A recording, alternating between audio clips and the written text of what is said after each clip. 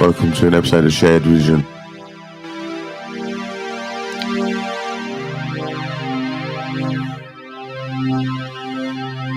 Today is Wednesday the 12th of February and it is 1:44.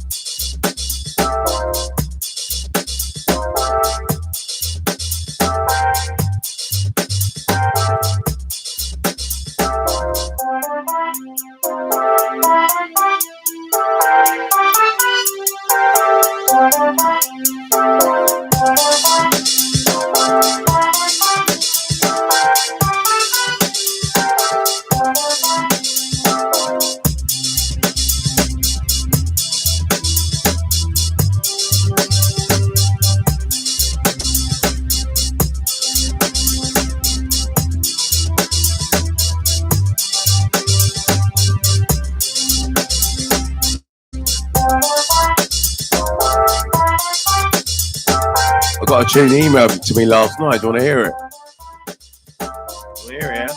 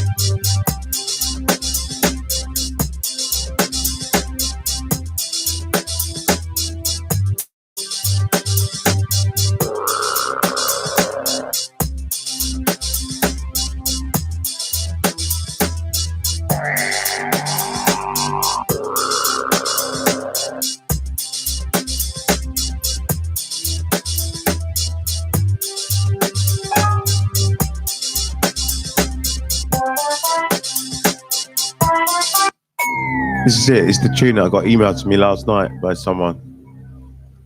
That's why I'm staying on the YouTube today. It got quite popular yesterday. I'm trying to see if I can, be here when people log on. Trying to be here when they log on so that I can respond to them. Otherwise, they just leave funny messages. They go, "What's going on?" and stuff,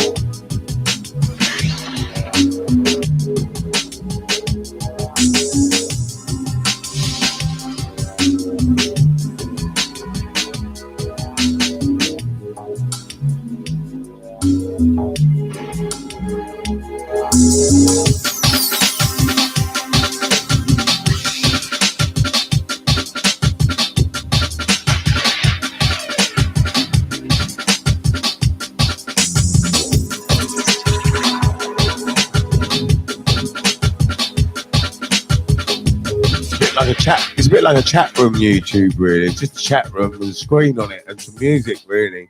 That's all it is, really. Just a chat room, isn't it, really? You know what I mean? People can write there, and it's just like a chat room. It's quite a good little design, really.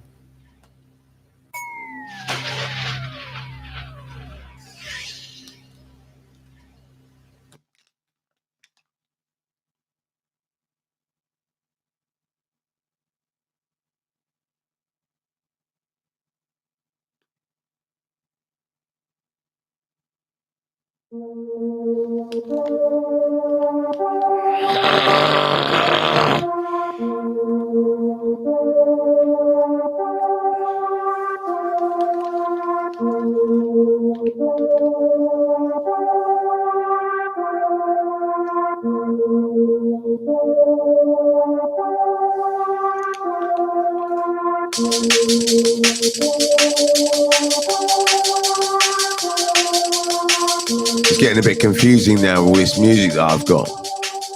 Getting a bit confusing, like trying to work out why certain files don't play and certain things need bringing across and copying again and stuff like that, and bringing over an MP3 and things like that. I don't know, there's a lot to remember, and some tunes will get lost, but what can I say? I mean, they're not always lost. They can re-emerge again.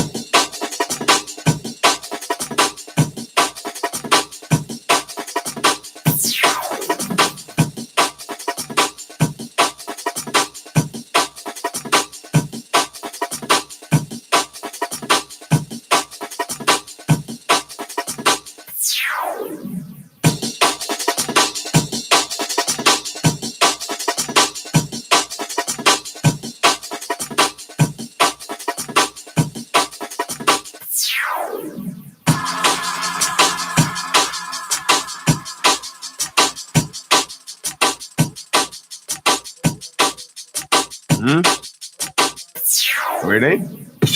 All right.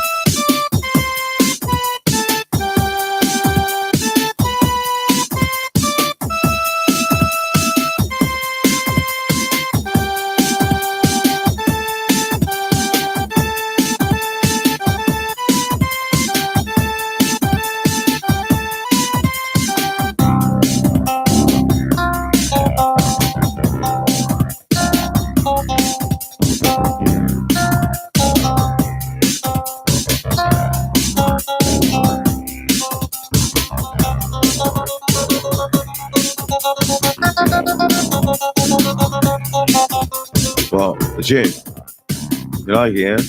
Right.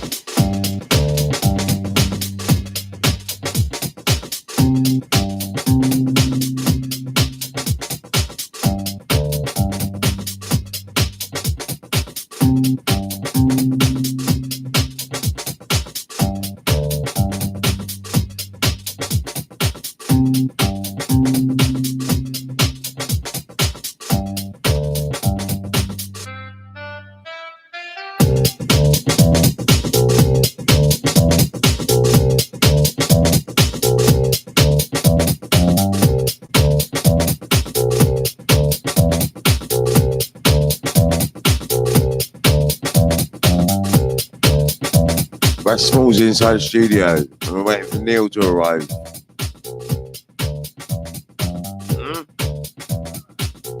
Alan? Yeah, I'm alright. You alright? Alright. You on the mic? You on the mic? Do you want it? Do you want me to get the mic? Give you the mic?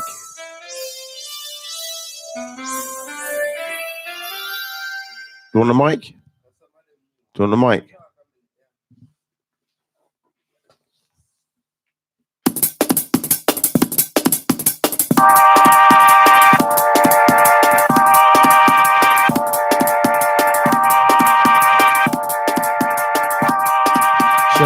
Check, yeah.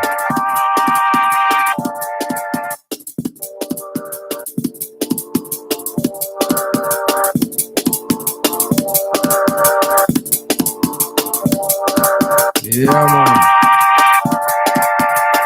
Yeah, check.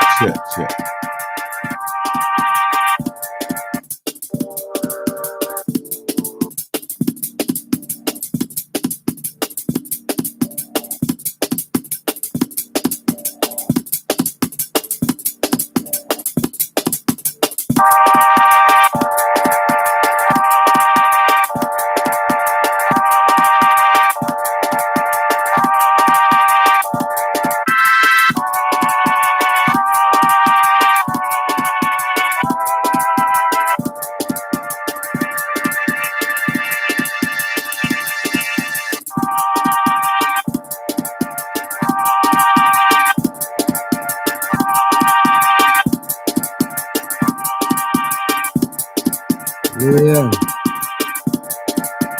If I just sit back and listen to that instrumental, you know? Yeah.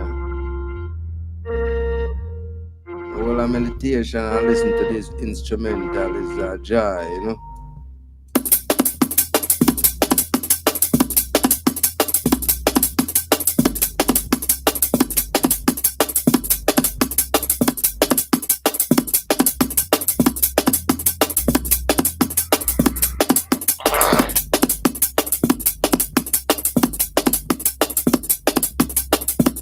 Yeah, just relax your mind, you know? Yeah, man, relax your body and soul.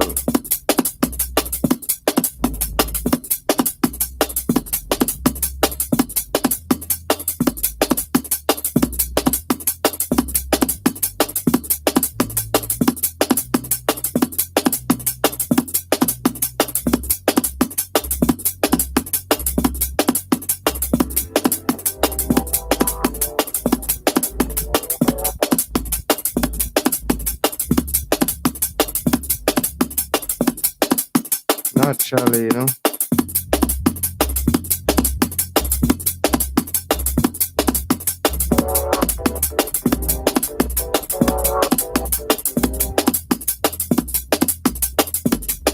And the East Live Studio.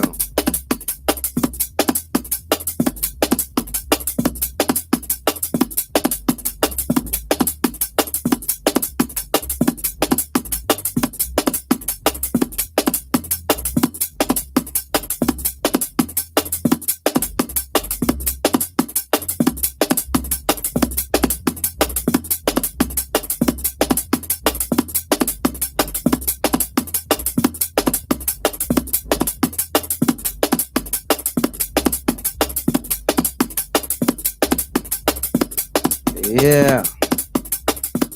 Sounds of instruments.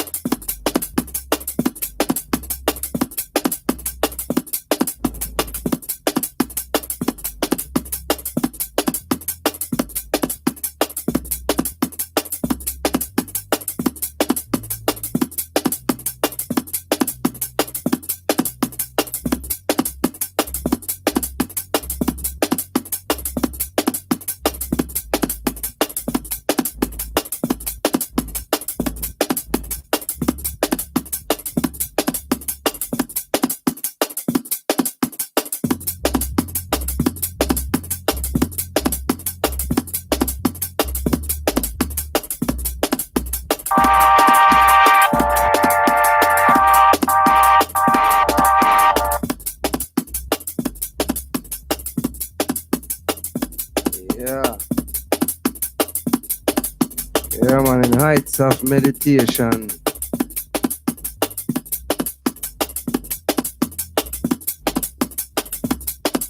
Sila.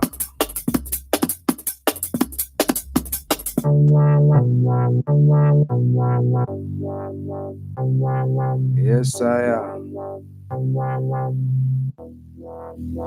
Yeah, give thanks and praise for wisdom, understanding, and knowledge, you know.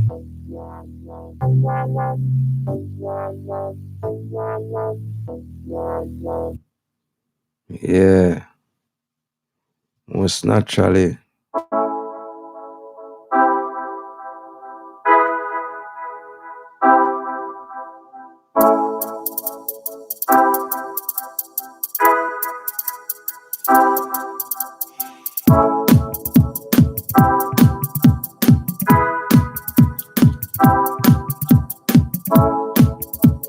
Yeah, man, eyes up Professor Johnny Rankin, you know, Rastamans inside the studio.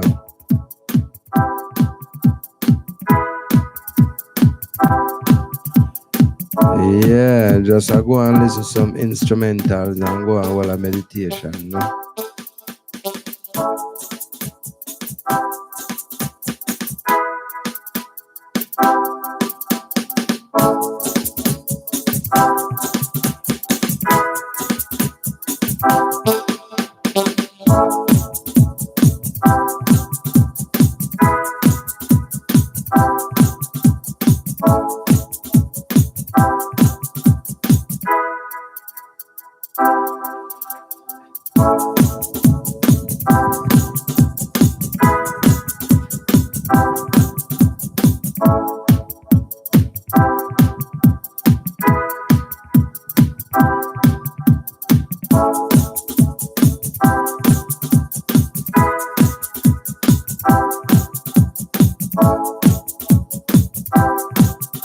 Yeah, heal up the Most High.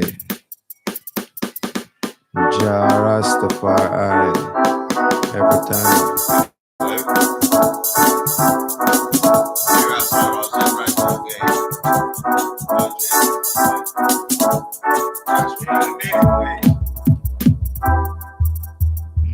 Yeah, let Neil in, please. Let someone in. Yeah, Neil, please. Spit on the floor, Rash. Spit on the floor.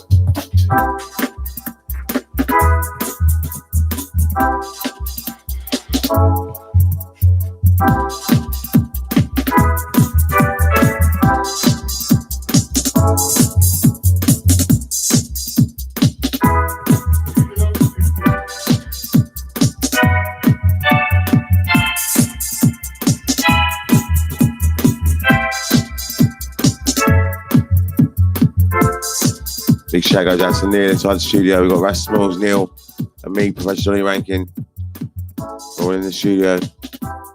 Still waiting for someone that said that he's going to come today, but I ain't seen him yet all day. So he'd have been here by now.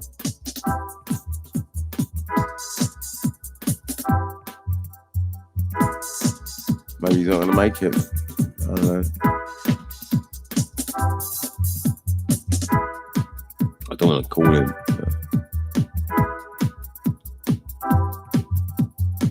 I might text him happy birthday.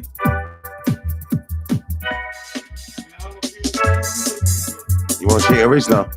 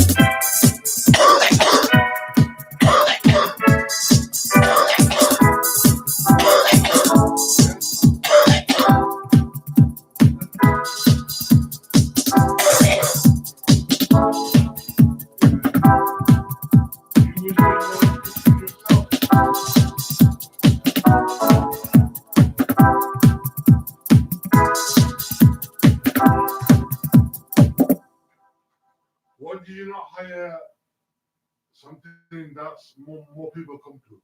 Like a shop here, like a unit here in the side street. It's hard to get, man. Really? Expensive too, isn't it? Because you gotta make your rent before you get out.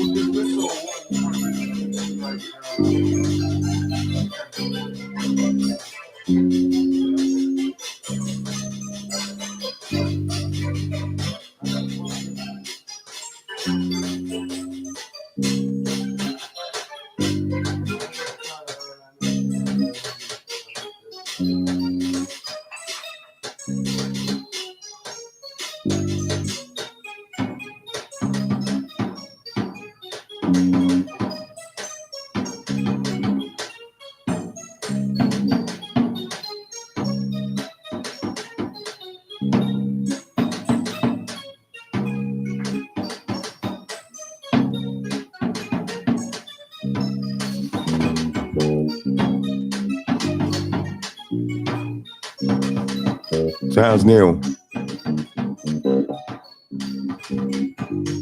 I'm alright, John. Just give me a couple of minutes to revive and I'll be with you in a sec, bro. All right, thank you.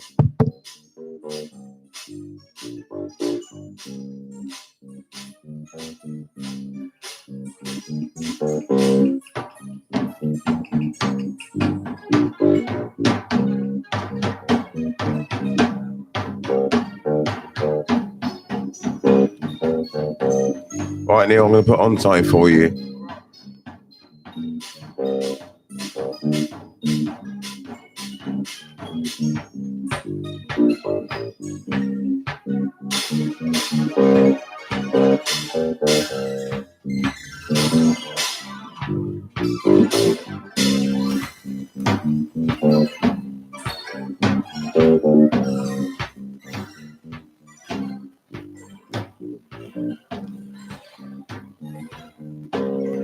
Enlightenment. What is that? A beggar had been sitting by the side of a road for over 30 years. One day a stranger walked by. "Spare some change," mumbled the beggar, mechanically holding out his old baseball cap. "I have nothing to give you," said the stranger. Then he asked, "What's that you are sitting on?" "Nothing," replied the beggar. "Just an old box. I have been sitting on it for as long as I can remember." "Ever looked inside?" asked the stranger. "No," said the beggar. "What's the point? There's nothing in there." "Have a look inside," insisted the stranger. The beggar managed to pry open the lid. With astonishment, disbelief, and elation, he saw that the box was filled with gold. "I am that stranger who has nothing to give you and who is telling you to look inside. Not inside any box, as in the parable, but somewhere even closer, inside yourself.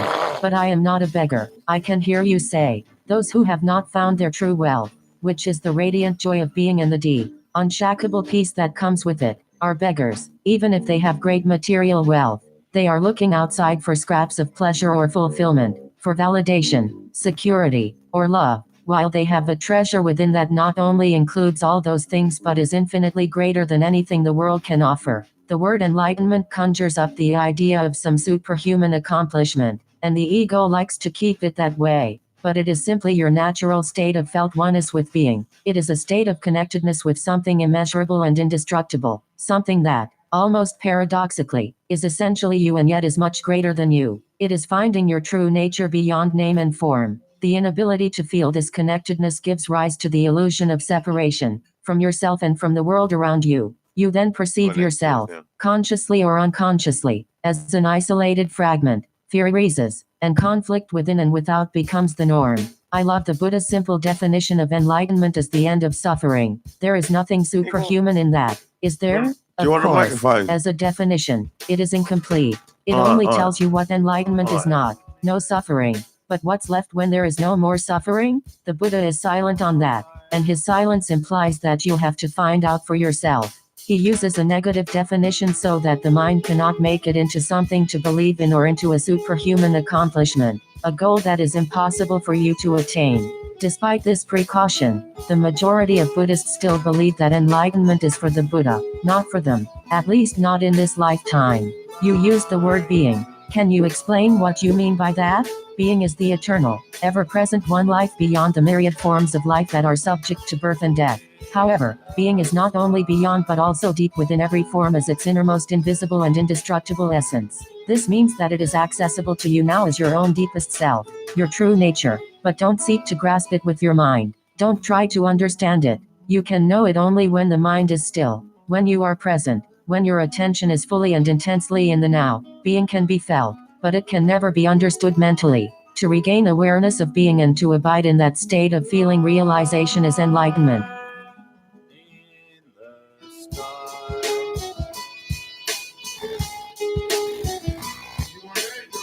Yeah. Yeah, we are. The word being. When you say being, are you talking about God? If you are, then why don't you say it? The word God has become empty of meaning through thousands of years of misuse. I use it sometimes, but I do so sparingly. By misuse, I mean that people who have never even glimpsed the realm of the sacred, the infinite vastness behind that word, use it with great conviction, as if they knew what they are talking about.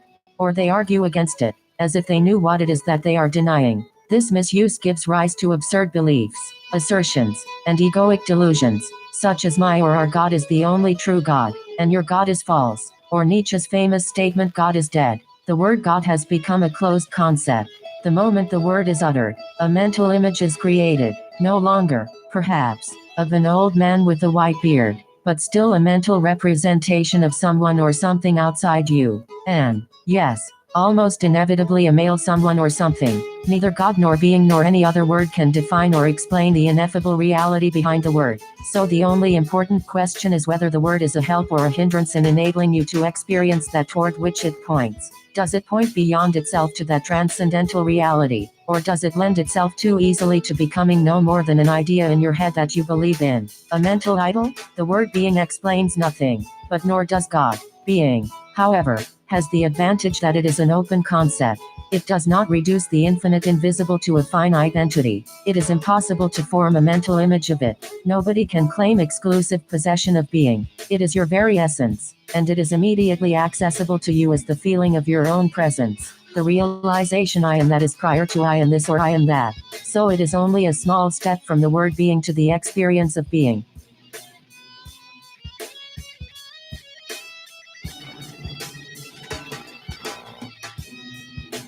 Identification of the obstacle. What is the greatest obstacle to experiencing this reality? Identification with your mind, which causes thought to become compulsive. Not to be able to stop thinking is a dreadful affliction, but we don't realize this because almost everybody is suffering from it. So it is considered normal. This incessant mental noise prevents you from finding that realm of inner stillness that is inseparable from being. It also creates a false mind-made self that casts a shadow of fear and suffering. We will look at all that in more detail later. The philosopher Descartes believed that he had found the most fundamental truth when he made his famous statement, I think, therefore I am. He had, in fact, given expression to the most basic error, to equate thinking with being and identity with thinking. The compulsive thinker, which means almost everyone, lives in a state of apparent separateness, in an insanely complex world of continuous problems and conflict, a world that reflects the ever-increasing fragmentation of the mind. Enlightenment is a state of wholeness, of being at one and therefore at peace, at one with life in its manifested aspect, the world, as well as with your deepest self and life unmanifested, at one with being. Enlightenment is not only the end of suffering and of continuous conflict within and without, but also the end of the dreadful enslavement to incessant thinking. What an incredible liberation this is. Identification with your mind creates an opaque screen of concepts, labels, images, words, judgments, and definitions that blocks all true relationship. It comes between you and yourself, between you and your fellow man and woman, between you and nature, between you and God. It is this screen of thought that creates the illusion of separateness, the illusion that there is you and a totally separate other. You then forget the essential fact that, underneath the level of physical appearances and separate forms, you are one with all that is. By forget, I mean that you can no longer feel this oneness as self-evident reality. You may believe it to be true, but you no longer know it to be true. A belief may be comforting, only through your own experience. However, does it become liberating? Thinking has become a disease. Disease happens when things get out of balance. For example, there is nothing wrong with cells dividing and multiplying in the body, but when this process continues in disregard of the total organism, cells proliferate and we have disease. The mind is a superb instrument if used rightly. Used wrongly, however, it becomes very destructive. To put it more accurately, it is not so much that you use your mind wrongly, you usually don't use it at all. It uses you. This is the disease. You believe that you are your mind. This is the delusion. The instrument has taken you over. I don't quite agree. It is true that I do a lot of aimless thinking, like most people, but I can still choose to use my mind to get and accomplish things, and I do that all the time. Just because you can solve a crossword puzzle or build an atom bomb doesn't mean that you use your mind. Just as dogs love to chew bones, the mind loves to get its teeth into problems. That's why it does crossword puzzles and builds atom bombs. You have no interest in either. Let me ask you this. Can you be free of your mind whenever you want to? Have you found the off button?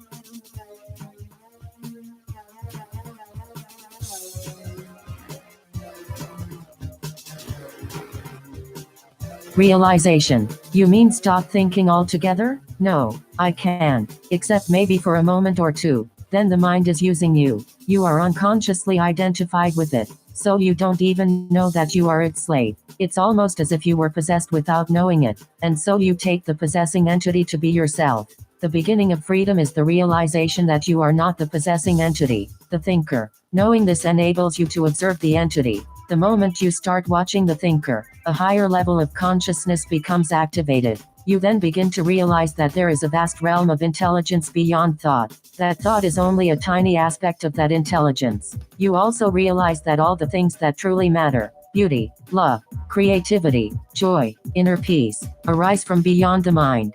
You begin to awaken.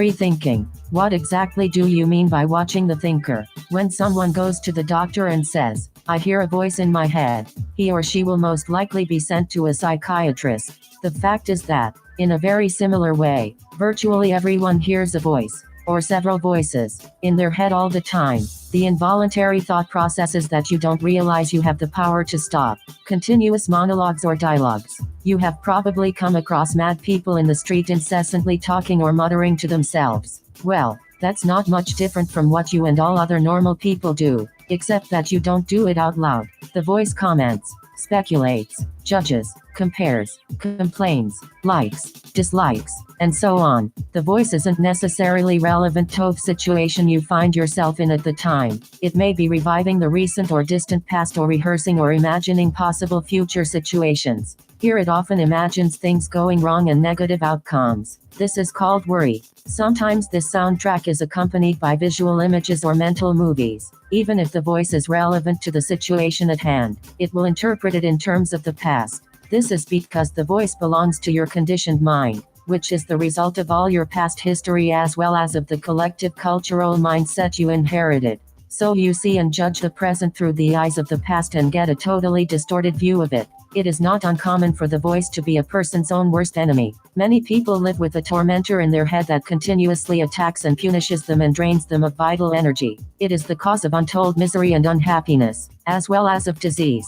The good news is that you can free yourself from your mind. This is the only true liberation. You can take the first step right now. Start listening to the voice in your head as often as you can. Pay particular attention to any repetitive thought patterns. Those old gramophone records that have been playing in your head perhaps for many years. This is what I mean by watching the thinker, which is another way of saying, listen to the voice in your head. Be there as the witnessing presence. When you listen to that voice, listen to it impartially. That is to say, do not judge. Do not judge or condemn what you hear, for doing so would mean that the same voice has come in again through the back door. You'll soon realize, there is the voice, and here I am listening to it, watching it. This I am realization, this sense of your own presence, is not a thought. It arises from beyond the mind.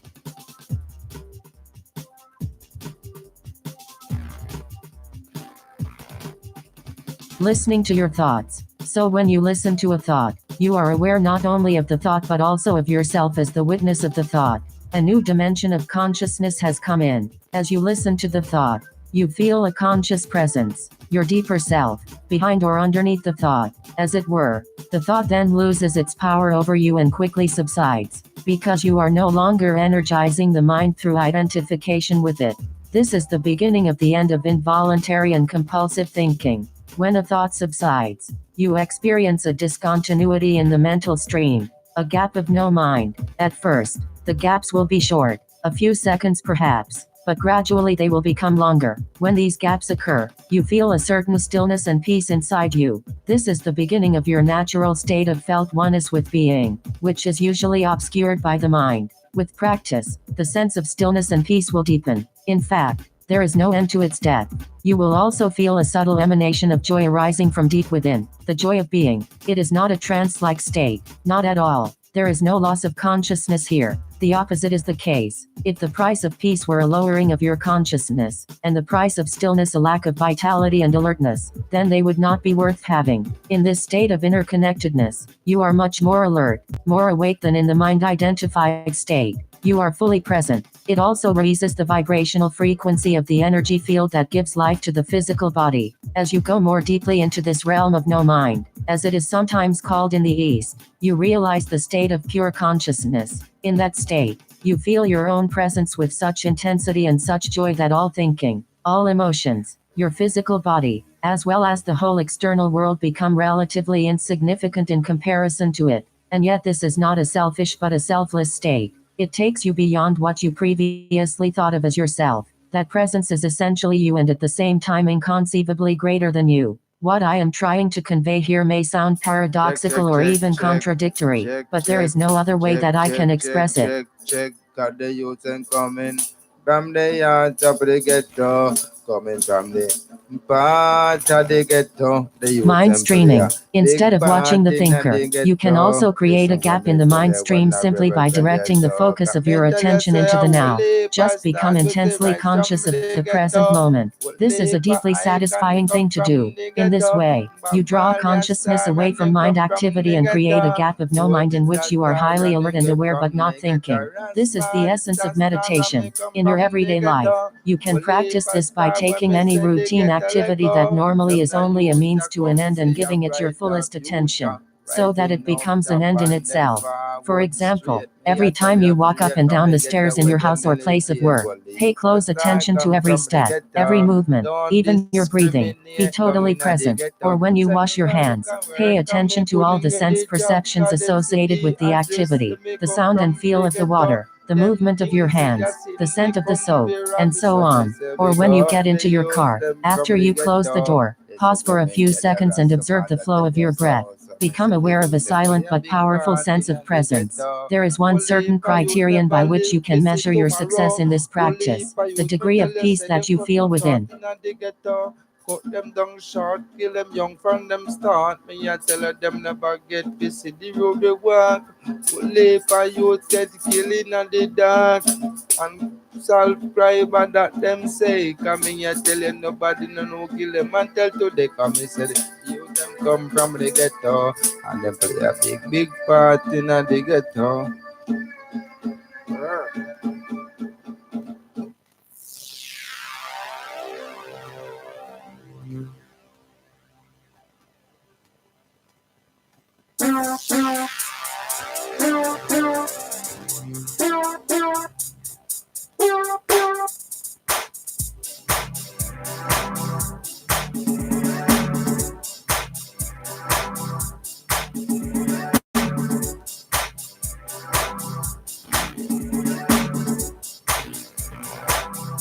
Journey towards enlightenment. So the single most vital step on your journey toward enlightenment is this: learn to disidentify from your mind. Every time you create a gap in the stream of mind, the light of your consciousness grows stronger. One day you may catch yourself smiling at the voice in your head, as you would smile at the antics of a child. This means that you no longer take the content of your mind all that seriously, as your sense of self does not depend on it.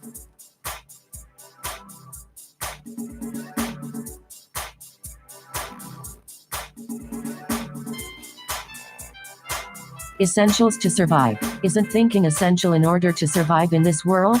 Your mind is an instrument, a tool. It is there to be used for a specific task, and when the task is completed, you lay it down. As it is, I would say about 80 to 90% of most people's thinking is not only repetitive and useless, but because of its dysfunctional and often negative nature, much of it is also harmful. Observe your mind and you will find this to be true. It causes a serious leakage of vital energy. This kind of compulsive thinking is actually an addiction. What characterizes an addiction? Quite simply this: you no longer feel that you have the choice to stop. It seems stronger than you. It also gives you a false sense of pleasure, pleasure that invariably turns into pain.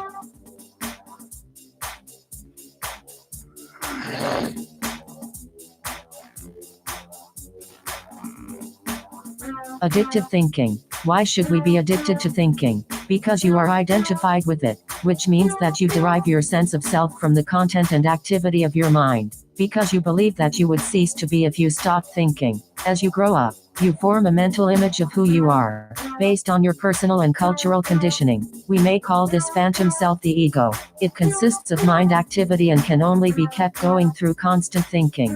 The term ego means different things to different people, but when I use it here it means a false self, created by unconscious identification with the mind. To the ego, the present moment hardly exists. Only past and future are considered important. This total reversal of the truth accounts for the fact that in the ego mode the mind is so dysfunctional. It is always concerned with keeping the past alive, because without it, who are you? It constantly projects itself into the future to ensure its continued survival and to seek some kind of release or fulfillment there. It says, one day, when this, that, or the other happens, I am going to be okay, happy, at peace. Even when the ego seems to be concerned with the present, it is not the present that it sees. It misperceives it completely because it looks at it through the eyes of the past, or it reduces the present to a means to an end that always lies in the mind projected future. Observe your mind and you'll see that this is how it works. The present moment holds the key to liberation, but you cannot find the present moment as long as you are your mind. I don't want to lose my ability to analyze and discriminate. I wouldn't mind learning to think more clearly, in a more focused way, but I don't want to lose my mind.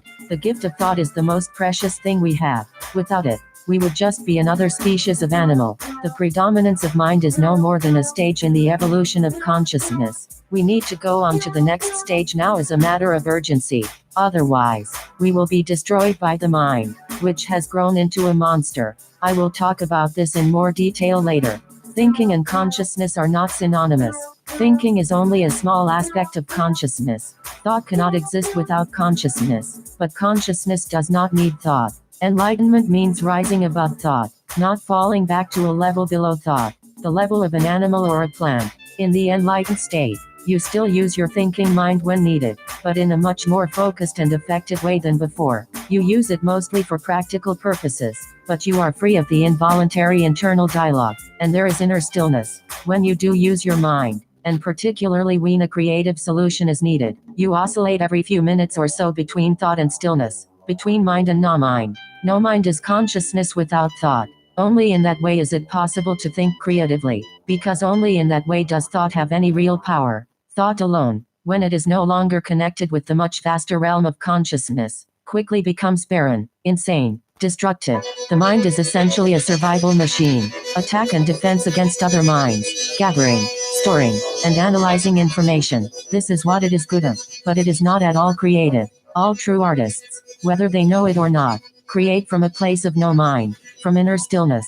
The mind then gives form to the creative impulse or insight. Even the great scientists have reported that their creative breakthroughs came at a time of mental quietude. The surprising result of a nationwide inquiry among America's most eminent mathematicians, including Einstein, to find out their working methods, was that thinking plays only a subordinate part in the brief, decisive phase of the creative act itself. So I would say that the simple reason why the majority of scientists are not creative is not because they don't know how to think, but because they don't know how to stop thinking. It wasn't through the mind, through thinking, that the miracle that is life on earth or your body was created and is being sustained. There is clearly an intelligence at work that is far greater than the mind. How can a single human cell measuring 1/1,000 of an inch in diameter contain instructions within its DNA that would fill 1,000 books of 600 pages each? The more we learn about the workings of the body, the more we realize just how vast is the intelligence at work within it and how little we know. When the mind reconnects something greater than itself,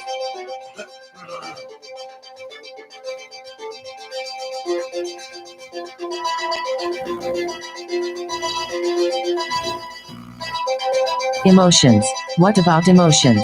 I get caught up in my emotions more than I do in my mind. Mind, in the way I use the word, is not just thought. It includes your emotions as well as all unconscious mental emotional reactive patterns. Emotion arises at the place where mind and body meet.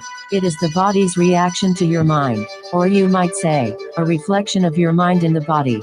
For example, an attack thought or a hostile thought will create a buildup of energy in the body that we call anger. The body is getting ready to fight.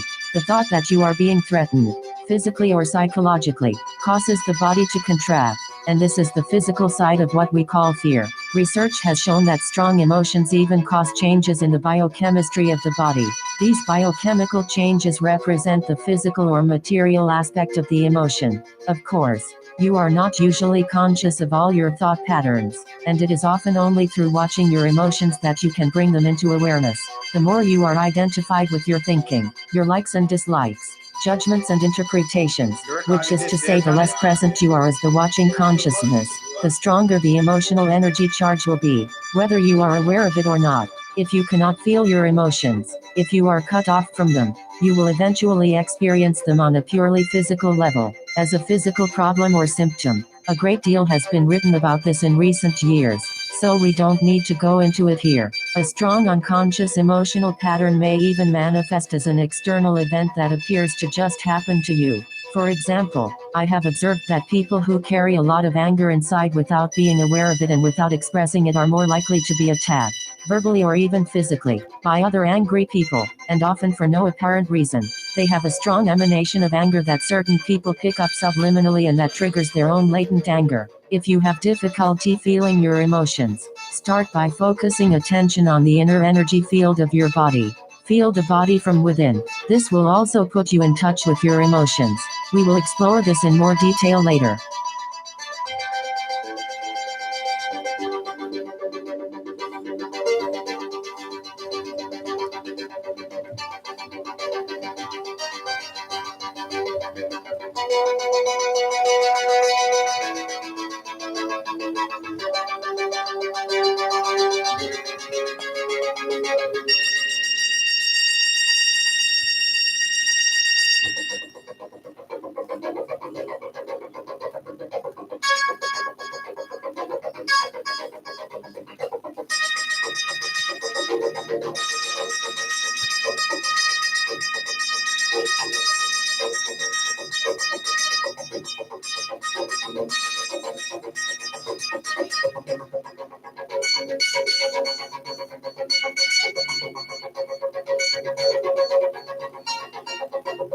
You know what some guys can say to me last night?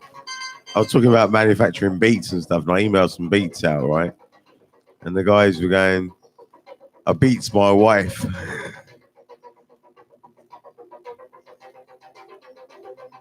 It's funny how different people got different minds.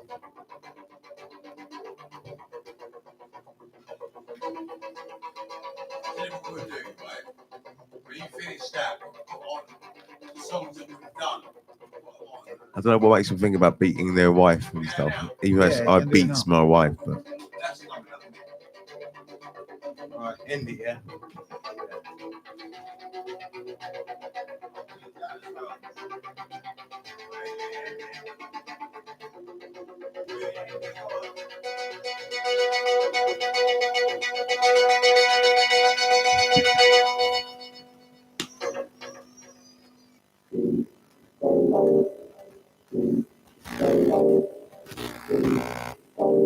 Mind's reflection. You say that an emotion is the mind's reflection in the body, but sometimes there is a conflict between the two. The mind says no while the emotion says yes, or the other way around. If you really want to know your mind, the body will always give you a truthful reflection. So look at the emotion, or rather feel it in your body. If there is an apparent conflict between them, the thought will be the lie. The emotion will be the truth.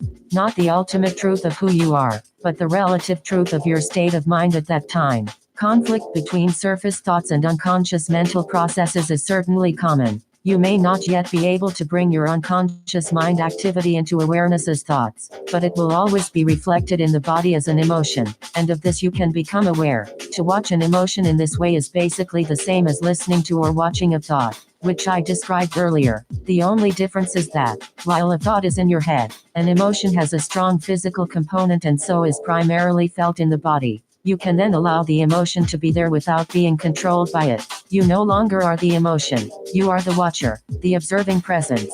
If you practice this, all that is unconscious in you will be brought into the light of consciousness. So observing our emotions is as important as observing our thoughts? Yes.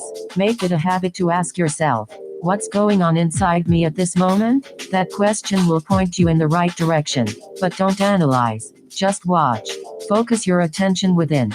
Feel the energy of the emotion. If there is no emotion present, take your attention more deeply into the inner energy field of your body. It is the doorway into being.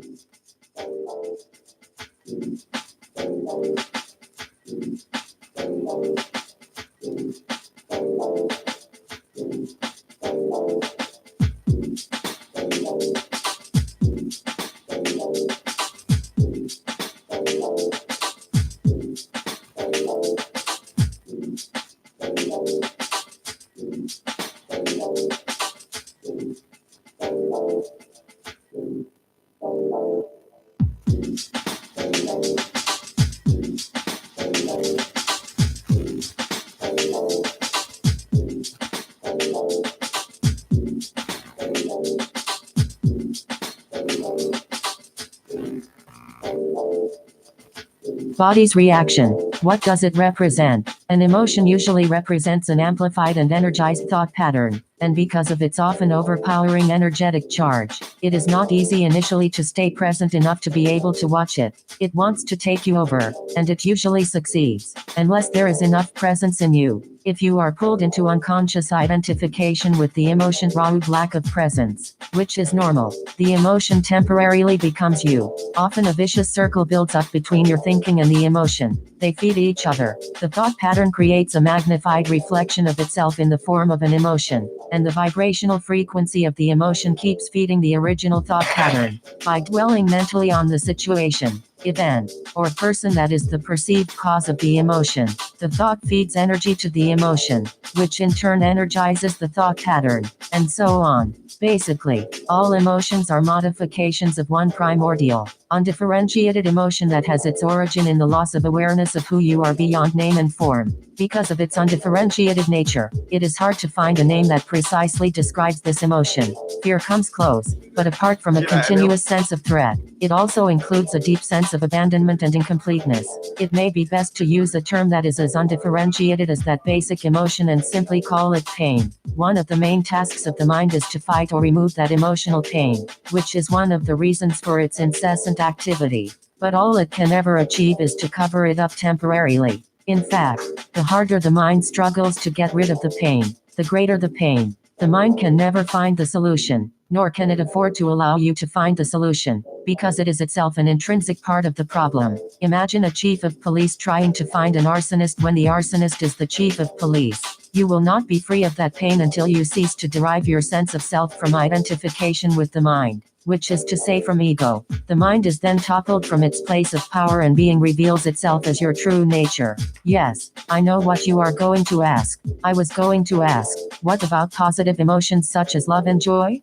They are inseparable from your natural state of interconnectedness with being. Glimpses of love and joy or brief moments of deep peace are possible whenever a gap occurs in the stream of thought. For most people, such gaps happen rarely and only accidentally, in moments when the mind is rendered speechless, sometimes triggered by great beauty, extreme physical exertion, or even great danger. Suddenly, there is inner stillness, and within that stillness there is a subtle but intense joy. There is love, there is peace. Usually, such moments are short-lived, as the mind quickly resumes its noise-making activity that we call thinking. Love, joy, and peace cannot flourish until you have freed yourself from mind dominance. But they are not what I would call emotions. They lie beyond the emotions, on a much deeper level. So you need to become fully conscious of your emotions and be able to feel them before you can feel that which lies beyond them. Emotion literally means disturbance. The word comes from the Latin emovere, meaning to disturb. Love, joy, and peace are deep states of being, or rather three aspects of the state of interconnectedness with being. As such, they have no opposite. This is because they arise from beyond the mind. Emotions, on the other hand, being part of the dualistic mind, are subject to the law of opposites. This simply means that you cannot have good without bad. So in the unenlightened, mind-identified condition, what is sometimes wrongly called joy is the usually short-lived pleasure side of the continuously alternating pain-pleasure cycle. Pleasure is always derived from something outside you, whereas joy arises from within. The very thing that gives you pleasure today will give you pain tomorrow, or it will leave you, so its absence will give you pain. And what is often referred to as love may be pleasurable and exciting for a while, but it is an addictive clinging, an extremely needy condition that can turn into its opposite at the flick of a switch. Many love relationships, after the initial euphoria has passed, actually oscillate between love and hate, attraction and attack. Real love doesn't make you suffer. How could it? It doesn't suddenly turn into hate, nor does real joy turn into pain. As I said, even before you are enlightened, before you have freed yourself from your mind, you may get glimpses of true joy, true love, or of a deep inner peace, still but vibrantly alive. These are aspects of your true nature, which is usually obscured by the mind. Even within a normal addictive relationship, there can be moments when the presence of something more genuine, something incorruptible, can be felt, but they will only be glimpses, soon to be covered up again through mind interference. It may then seem that you had something very precious and lost it, or your mind may convince you that it was all an illusion anyway.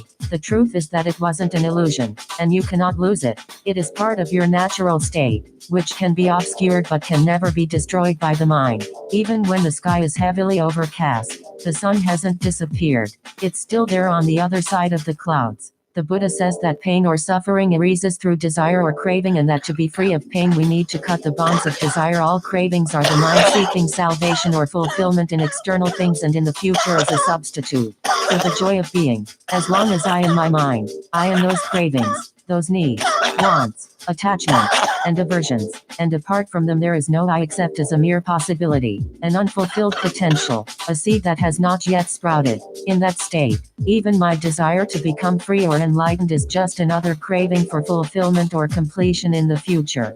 So don't seek to become free of desire or achieve enlightenment. Become present, be there as the observer of the mind. Instead of quoting the Buddha, be the awakened one, which is what the word Buddha means. Humans have been in the grip of pain for eons, ever since they fell from the state of grace, entered the realm of time and mind, and lost awareness of being. At that point, they started to perceive themselves as meaningless fragments in an alien universe, unconnected to the source and to each other. Pain is inevitable as long as you are identified with your mind, which is to say as long as you are unconscious. Spiritually speaking, I am talking here primarily of emotional pain, which is also the main cause of physical pain and physical disease. Resentment, hatred, self-pity, guilt, anger, depression, jealousy, and so on, even the slightest irritation, are all forms of pain. And every pleasure or emotional high contains within itself the seed of pain, its inseparable opposite, which will manifest in time. Anybody who has ever taken drugs to get high will know that the high eventually turns into a low, that the pleasure turns into. Many people also know from their own experience how easily and quickly an intimate relationship can turn from a source of pleasure to a source of pain. Seen from a higher perspective, both the negative and the positive polarities are faces of the same coin, are both part of the underlying pain that is inseparable from the mind-identified egoic state of consciousness. There are two levels to your pain: the pain that you create now, and the pain from the past that still lives on in your mind and body. Ceasing to create pain in the present and dissolving past pain. This is what I want to talk about now.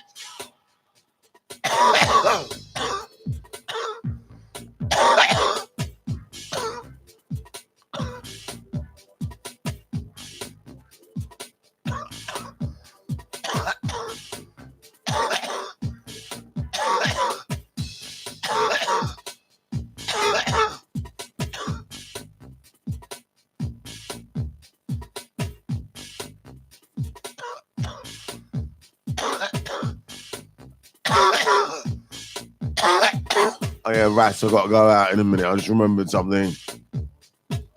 Alright. I've got to go to the pharmacist. Just remembered. Hmm?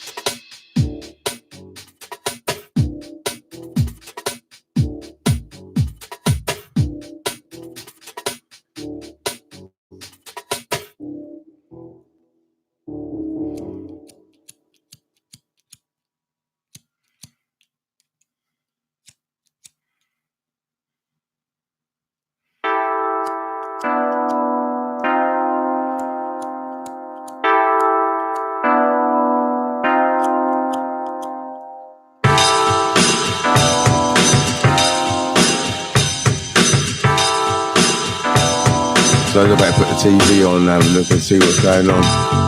See what the government's problems are for the day.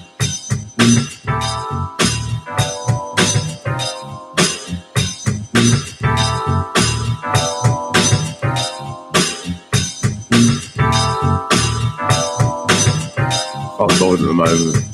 I want to watch television. He goes right to me if they want to fucking insult me or get on my YouTube channel. Watch over and chase around after them.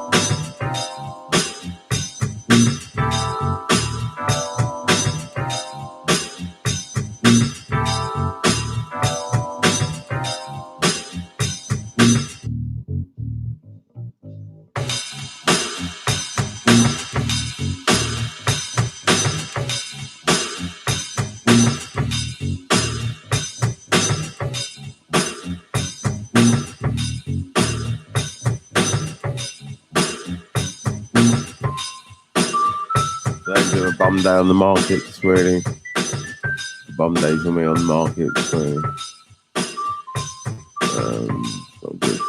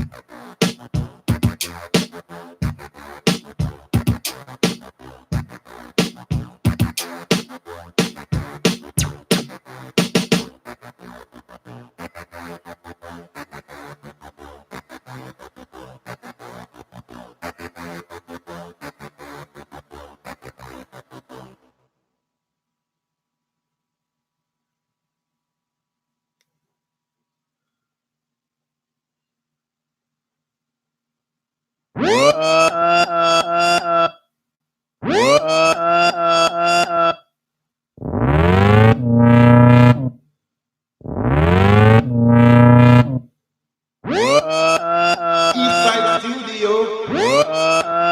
Do it. Eastside Studio. Do it. Eastside Studio. Do it. Eastside Studio. Do it. Eastside Studio.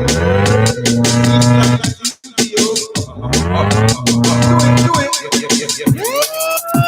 Eastside Studio. Do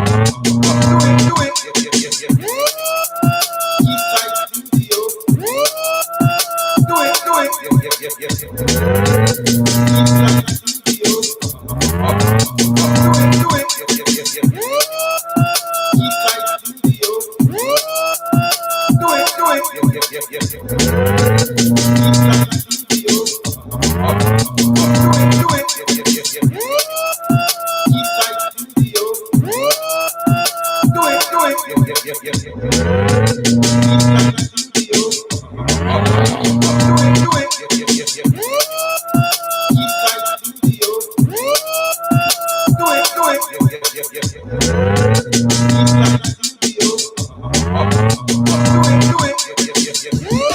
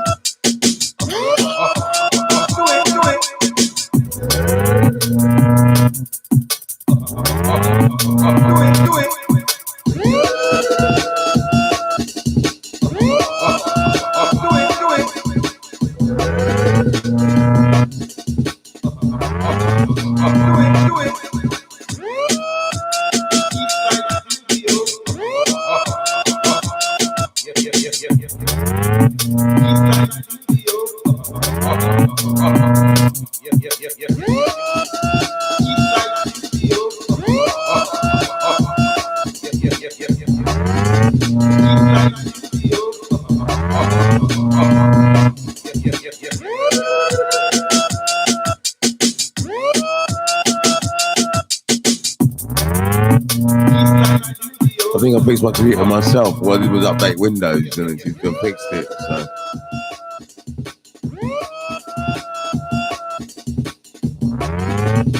I thought Windows was automatically updated, but I don't think mine does tonight because I had to update it and it did fix a few things for me on the computer. And the computer seems much better now, so maybe I'll fix it myself.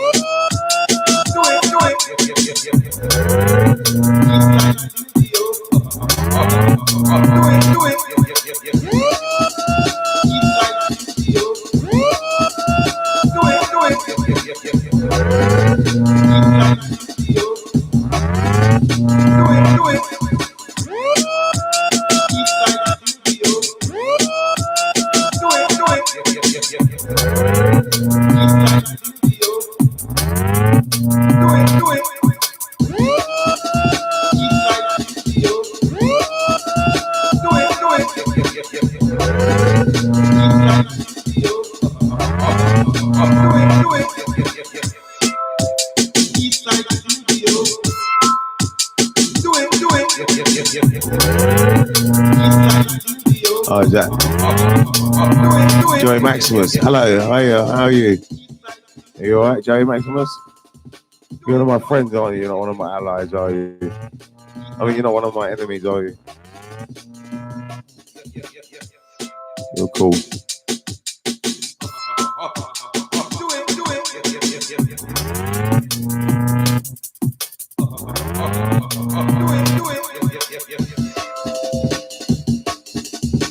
I'm very good, thank you. I'm very good, thanks.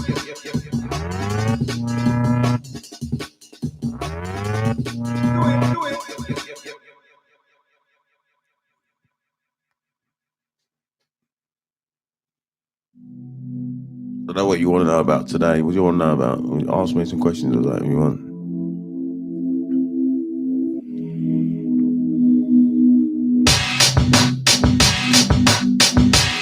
I don't know how old you are and what you want to know about, but you can let me know.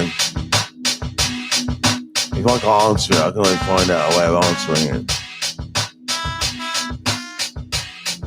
Or I just say I can't answer it, I suppose.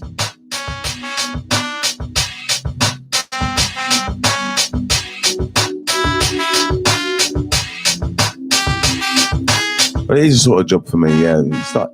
It's sort of like an occupation which I'm trying to raise a bit of revenue with, but I don't know how successful I'm going to be, but it's not the whole purpose, though. The purpose is to transform people's lives, really. And if you transform people's lives, then that's the whole point, really. Help people with the economy and with their own economy, you know.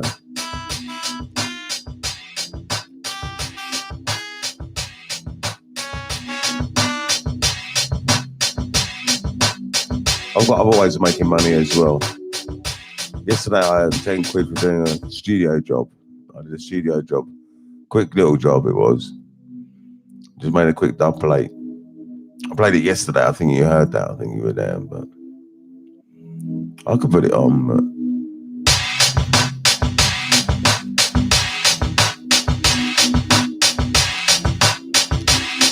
I don't really get paid yet by YouTube though yet. I haven't really got the followers yet, or the subscribers rather, they're called on YouTube, aren't they? I haven't got the subscribers. I haven't got the people watching yet, so if ever I get adverts put on here, that'll be when if ever they put adverts on, then that's when I get paid. If they put adverts on here.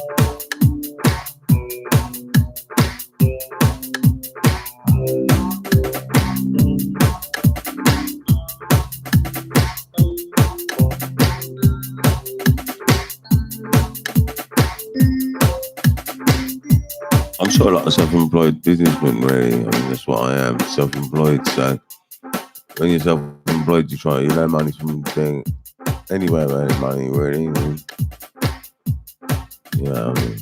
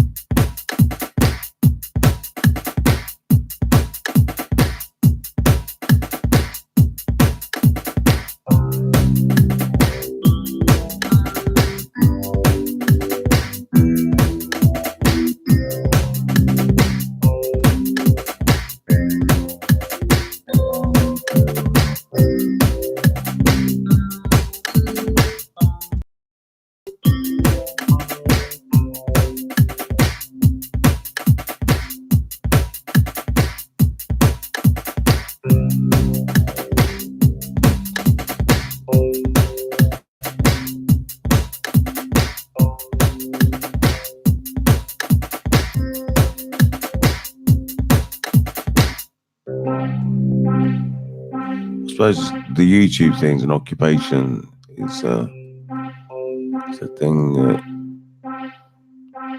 it's an occupation. It's a hobby, I suppose. It's an interest. It's something like that.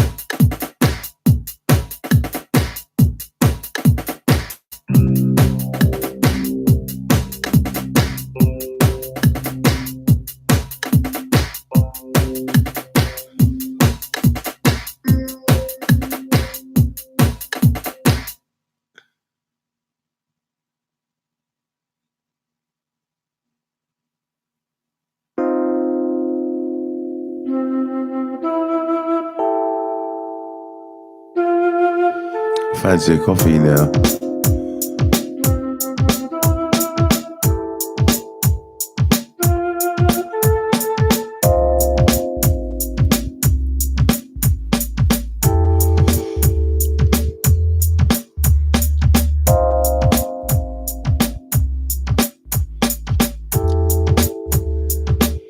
I'll be honest, I am trying to work out how to make money out of YouTube. So if I can make money out of YouTube, I can always share that with other people how to do it.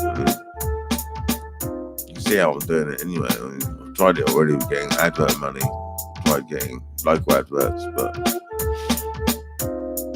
no one's really paying, so I took the adverts back down.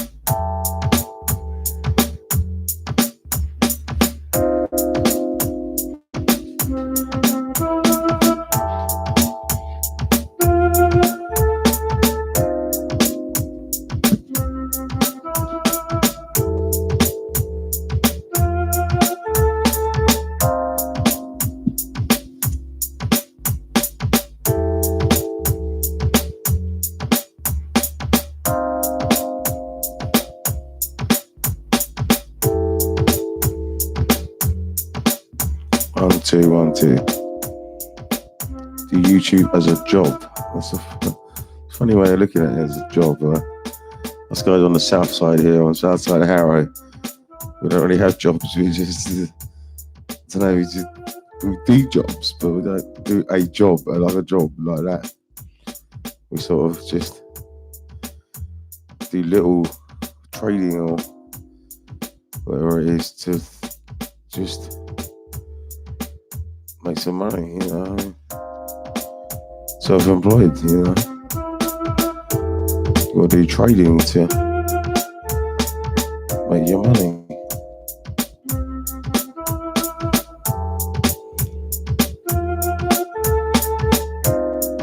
Like today, my market's right down at the moment. My market is not very good at the moment.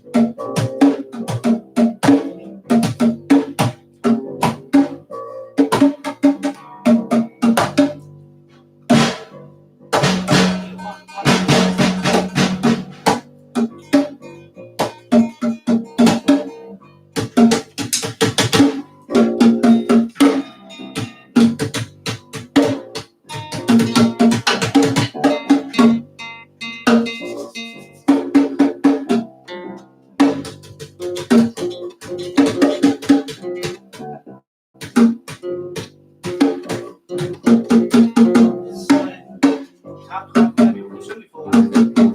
marching, no need that. Just do it, yeah. Don't punch it. March it, no.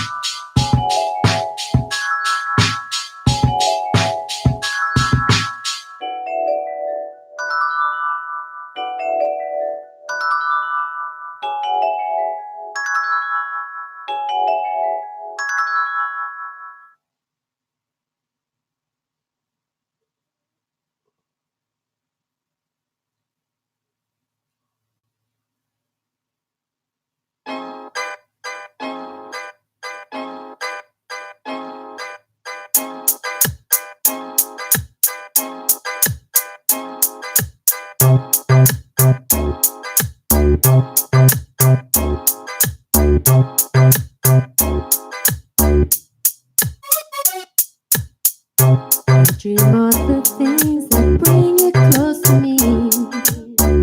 Try and forget the past when pain is all I see. I hold you in my arms and pray you stay with me. You're always on my mind. I dream of the things that bring you close to me. Try and forget the past when pain is all I see. I hold you in my arms and pray you stay with me. You're always on my mind. Talk to you at night and share my fantasies. Tell you of my love and feel it so complete. Tell me of your love and swear you'll never leave. Say you'll never leave.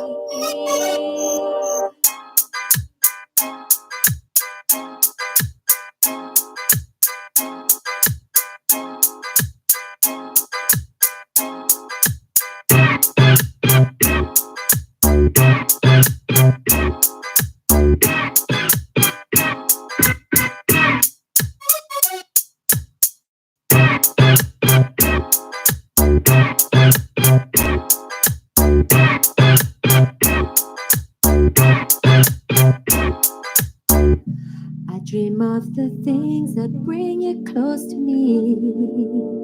I try and forget the past when pain is all I see. Hold you in my arms and pray you stay with me. You're always on my mind. I talk to you at night and share my fantasies. I tell you of my love and feel it so complete. Tell me of your love and swear you'll never leave. Say you'll never leave.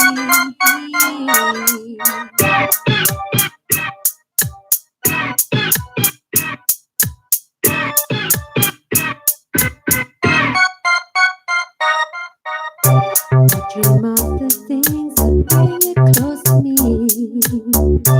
Try and forget the past when pain is all I see. Hold you in my arms and pray you stay with me. You're always on my mind.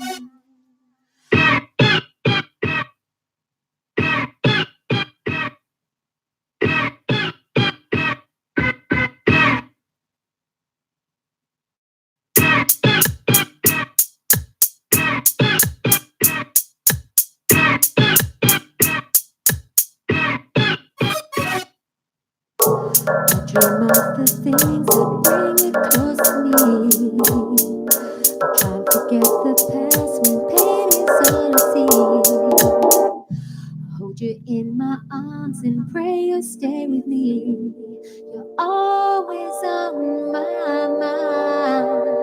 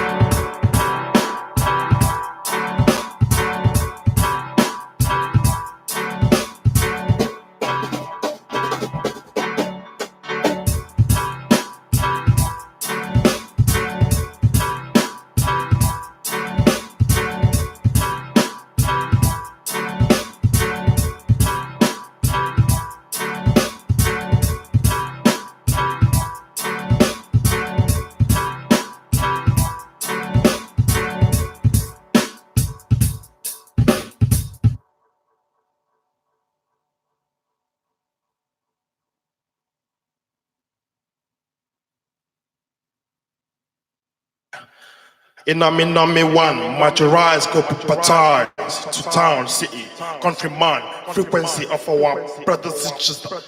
My greetings are to God blessings that are fulfilling the national code of arms. While not appreciate it, the quick brown fox jumping over the lazy dog. This is thought, so we may learn, be able to reach for an equal right opportunity keys, and which means that what day has come through threading, stamina, or recessive genes, always wanting to, and after friction in holy oil while perceiving. Put it in the air, things inside our city, and also sharing the interest with Gela Ma. What I'm saying, if you're hearing us, if we have the same position, especially of our legion and region, the uniform corrections my ass because the person don't like no tension. MD contaminate organizable hospitalized team who are seeking for cover to the holistic light dealers in. Taking care, my dealing voice, just cruising my clients Jesse with my carb crane ran downloads B C feature speeding. The bet dealer who Hong Kong 2 CJ 2 killer. Yeah, where's my mail? Thanks the mail. Please, yeah, macho rise could baptize. Echo able fashion no macho cheese stick to the human that reconcile. No tension. I am saying 3 seconds, no smoking, going well. Macho rise could baptize. Coable fashion no macho cheese stick to the human that reconcile. I am saying 3 seconds, no smoking, going well. Macho rise could baptize. Echoable fashion no macho cheese stick to the human that reconcile. No tension. I am saying 3 seconds, no smoking, going well. Macho rise could baptize. It's from the flowing criteria, schedules, graphics, tunes, music players, showless and ninjas in the beginning hoovering, included my death of Obed, Agwit, Sang, Constantine, or if was to 1.0986 to my music players.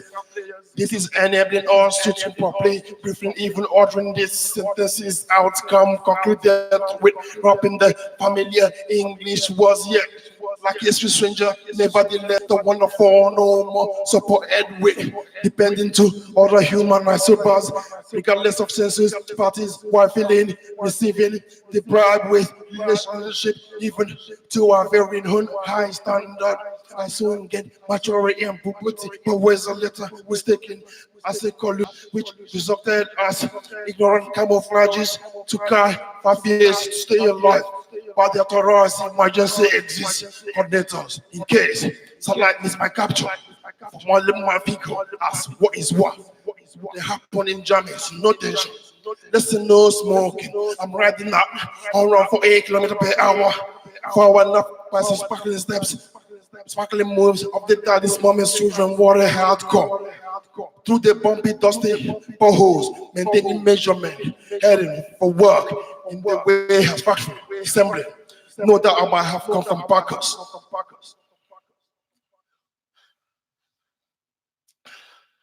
Macho rise, baptized, echoable fashion, no macho chill stick to the human that reconcile.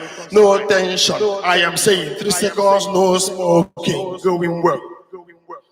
Macho rise, baptized, echoable fashion, no macho chill stick to the human that reconcile. I am saying no tension, 3 seconds, no smoking, going well.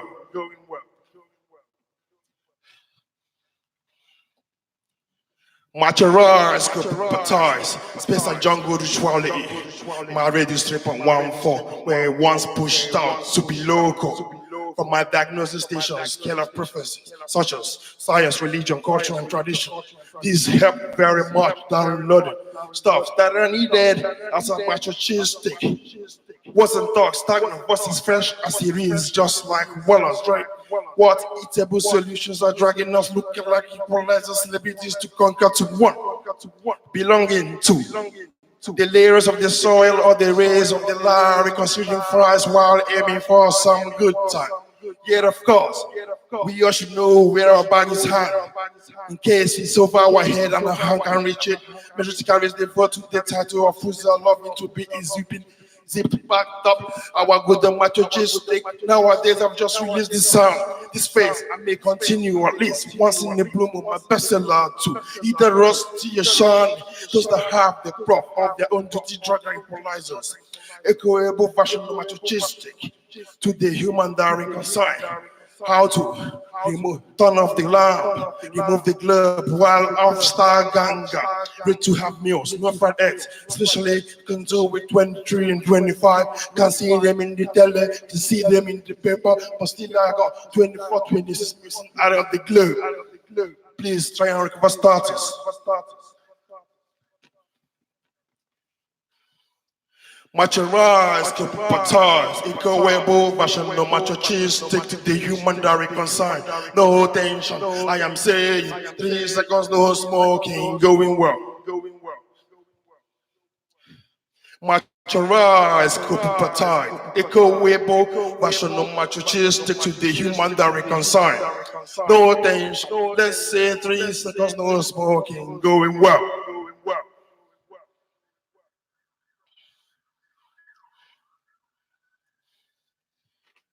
Macho rise, patars, eco-webo version, no macho cheese, stick to the human that reconcile. No tension, I am saying 3 seconds, no smoking, going.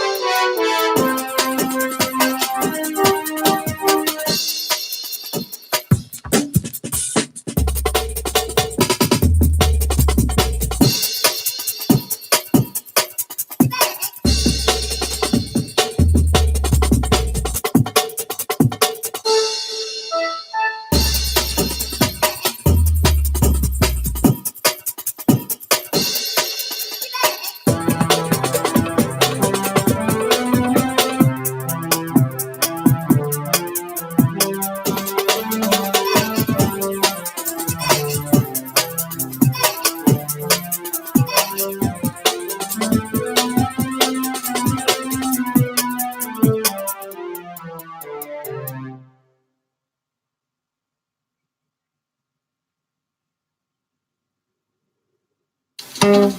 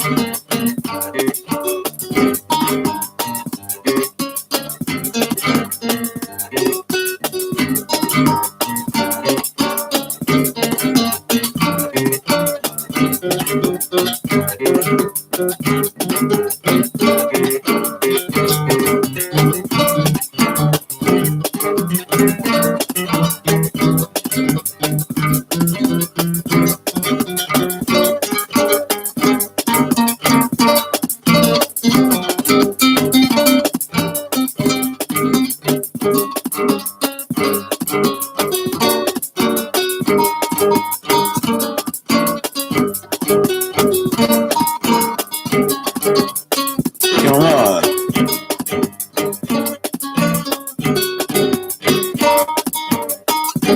Yeah.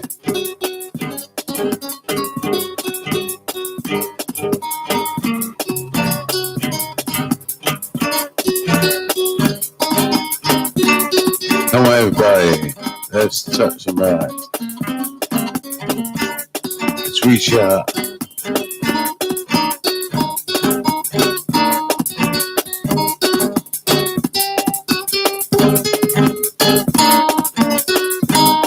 Get down. Get down, get down. Get down to the funky sound.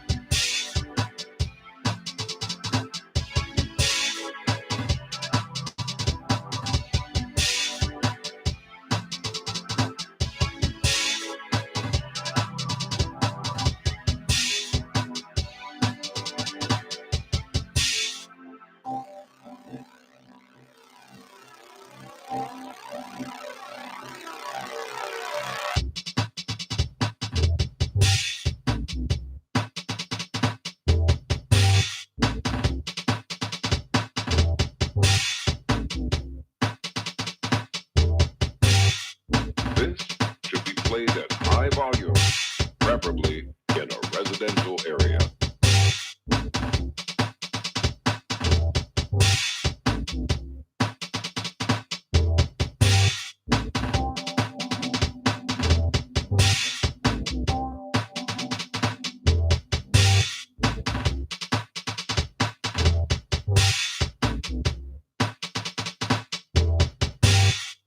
When a man is in a studio, he must be in control of his studio.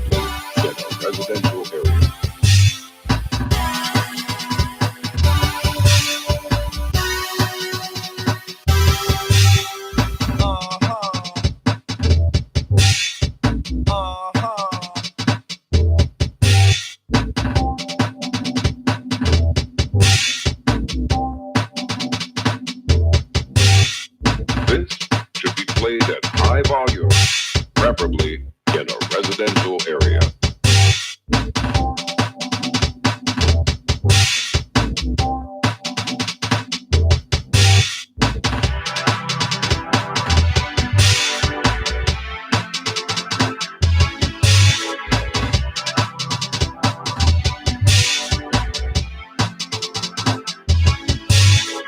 When a man is in the studio, he must be in control of his studio.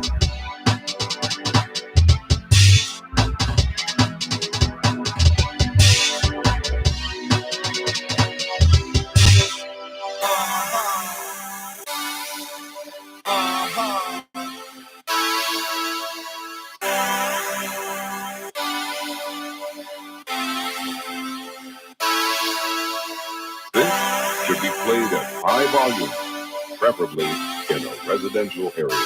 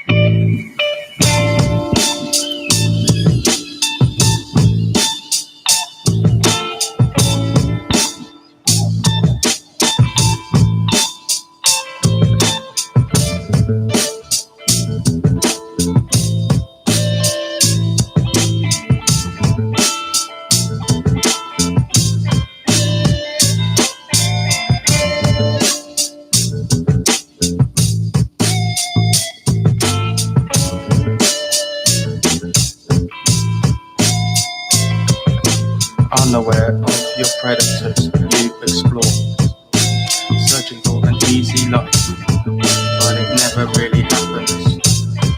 You can look in every corner, it's like looking in the mirror. Every time you open your eyes, it's life. You're crammed in a vice.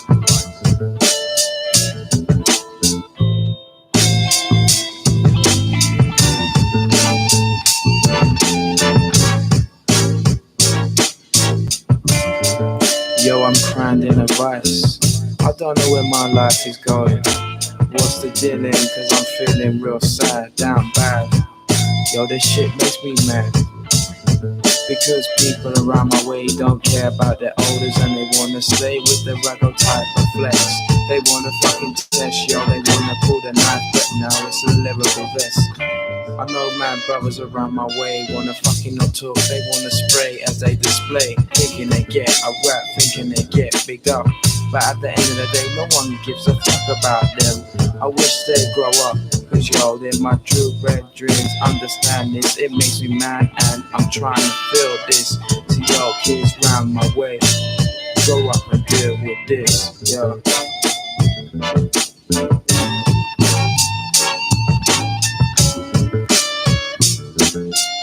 Yo, where do we go from here? I don't know, man. It's just like, I don't know, it's just madness round my way. I don't know about where you come from, but still, like, you know, it's just madness. I don't know, I'm trapped in some sort of maze. I don't know what to say, you know.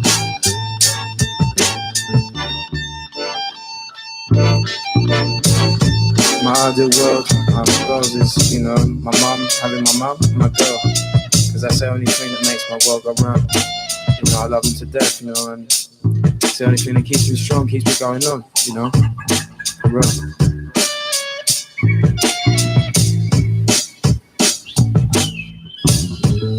Instinctively, we survive.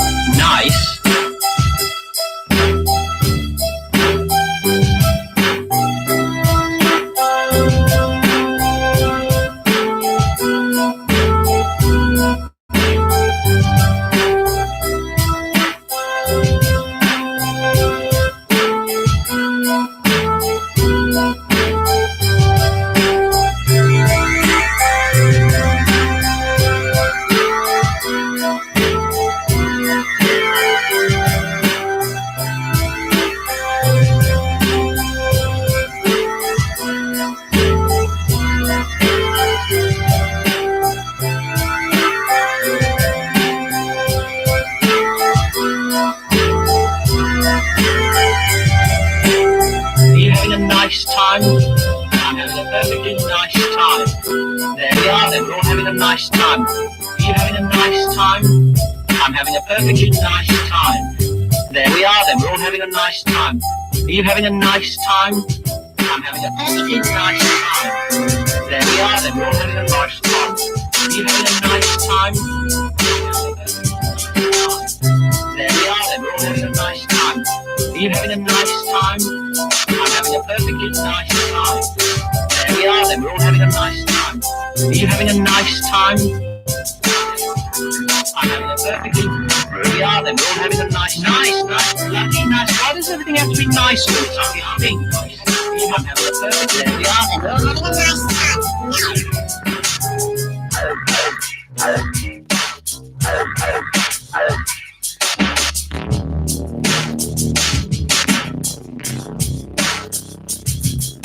There we are then, we're all having...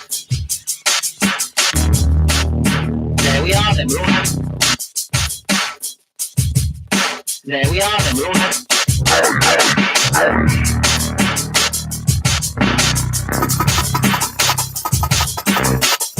There we are then, we're all having a nice time now.